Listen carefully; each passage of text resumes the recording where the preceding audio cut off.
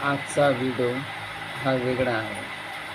दररोज आपण पाहिलं असेल मग कुठं ना कुठं गेल्यानंतर मी त्या ठिकाणचे व्हिडिओ काढत असतो.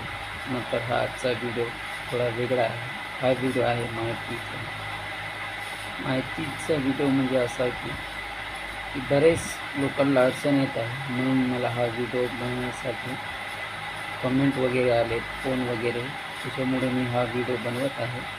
आणि हाचा व्हिडिओचा विषय जो आहे तो आहे बांधकाम कामगारांच्या मुलांसाठी जो शिष्यवृत्तीचा फॉर्म असतो, जी स्कॉलरशिप असते, तो त्यासाठी जे बरेच अडचण येतात.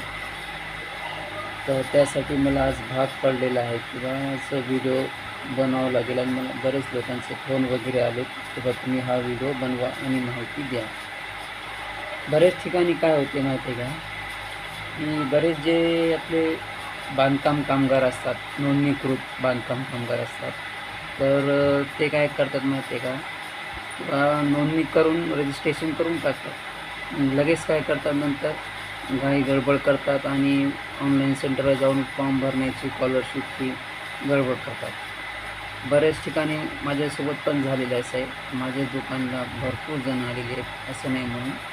काय करतात किंवा डायरेक्ट रजिस्ट्रेशन झालं, फॉर्म भरला, ₹1 पावती वगैरे पेमेंट केली की लगेच ते फॉर्म भरायला सुरुवात करतात.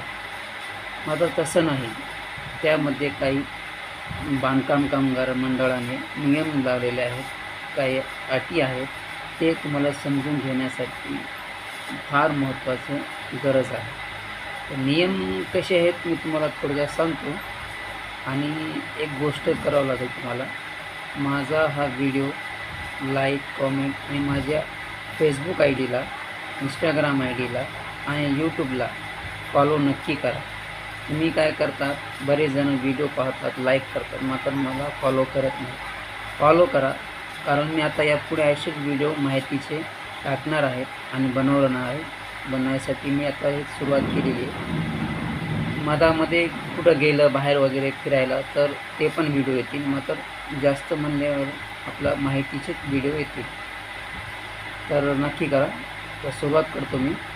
बरेच उदाहरणार्थ काय होते माहिती आहे का, बरेच नोंदणीकृत आहे ना, उदाहरणार्थ समजा मे 2025मध्ये ज्यांची ₹1 भरून रजिस्ट्रेशन झालेलं असते पूर्णपणे, पावती वगैरे निघून जाते, तर त्यांची ज्या दिवशी त्यांनी ₹1 पेमेंट केलेलं असते त्या दिवशी त्या पावतीवर डेट येते, बरोबर आहे. मग ते